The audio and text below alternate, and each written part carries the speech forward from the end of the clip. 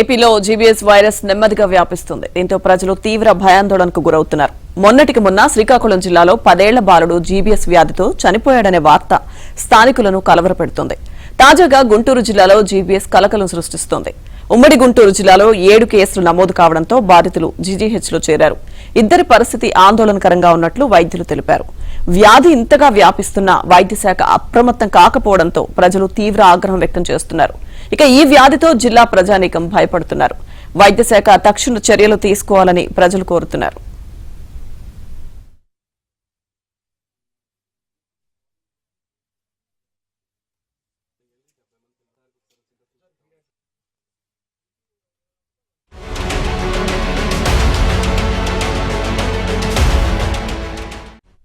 కొన్ని రోజుల క్రితం ఏపీలోని శ్రీకాకుళం జిల్లాలో 10 ఏళ్ల బాలుడు జీబీఎస్ వ్యాధితో చనిపోవడం తీవ్ర కలకలం రేపింది.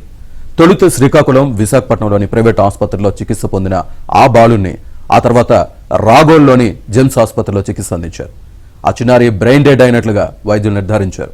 అయితే జీబీఎస్ సోకే బాలుడు మృతి చెందాడన్న అనుమానంతో జిల్లా వైద్యాధికారి బృందం బుధవారం గ్రామాన్ని సందర్శించింది. బాలుడి తల్లి నుంచి వివరాలు అడిగి తెలుసుకున్నారు. అంతకుముందు ఏవైనా వ్యాధి లక్షణాలు కనిపించాయా అని వైద్యులు అడిగి తెలుసుకుని బాలుడికి నిర్వహించిన వైద్య పరీక్షల నివేదికలను పరిశీలించారు. అయితే మృతి చెందిన బాలుడు జీబీఎస్తో మృతి చెందాడన్న దానిపై పూర్తి స్థాయిలో నిర్ధారణకు రావాల్సిందే.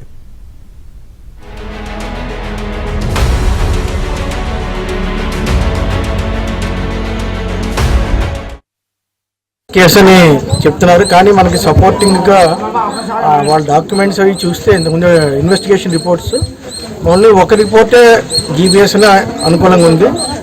మిగతాది కన్ఫర్మ్గా మనకి చెప్పలేదు. కానీ జీబీఎస్ ఒకవేళ జీబీఎస్ అయినా కూడా చాలా రేర్ కేసు. అది ఏ 2 లక్షల మందిలో 5 లక్షల మందిలో ఒకసారి ఎవరికో బాబుకు రావచ్చు.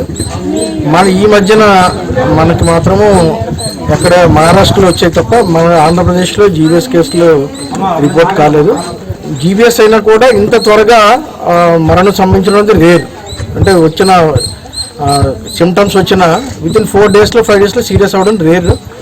తగిన ట్రీట్మెంట్ చేసినా కూడా వాళ్ళ ఆరోగ్య పరిస్థితి వలన అది. జీబీఎస్ అనేది శరీరంలోని నాడీ వ్యవస్థను ప్రభావితం చేసే అరుదైన తీవ్రమైన నరాల వ్యాధి. ఇదొక ఆటో ఇమ్యూన్ డిజార్డర్. ఇది నరాలపై దాడి చేస్తుంది. దీంతో కండరాల బలహీనత, పక్షవాతం, కొన్ని సందర్భాల్లో శ్వాసకోశ వైఫల్యానికి దారితీస్తుంది. ఈ వ్యాధి సోకడానికి ఖచ్చితమైన కారణం తెలియదు, కానీ తరచుగా వైరల్ లేదా బ్యాక్టీరియల్ ఇన్ఫెక్షన్ల వల్ల వస్తుంది. ఇది శరీరంలో వేగంగా అభివృద్ధి చెంది రోగనిరోధక శక్తిపై దాడి చేస్తుంది. దీనివల్ల శ్వాసకోశ కండరాలు ప్రభావితమైతే ఇంటెన్సివ్ కేర్లో వెంటిలేషన్ పై ఉంచి చికిత్స అందించాల్సి ఉంటుంది. మహారాష్ట్ర, ఆంధ్రప్రదేశ్ రాష్ట్రాల్లో ఈ కేసులు పెరుగుతున్న నేపథ్యంలో ఆయా రాష్ట్రాల ఆరోగ్య శాఖ అధికారులు అప్రమత్తంగా ఉండాలని ఉన్నతాధికారులు సూచించారు. జీబీఎస్ అంటువ్యాధి కాదని ప్రజలకు భరోసా ఇచ్చారు.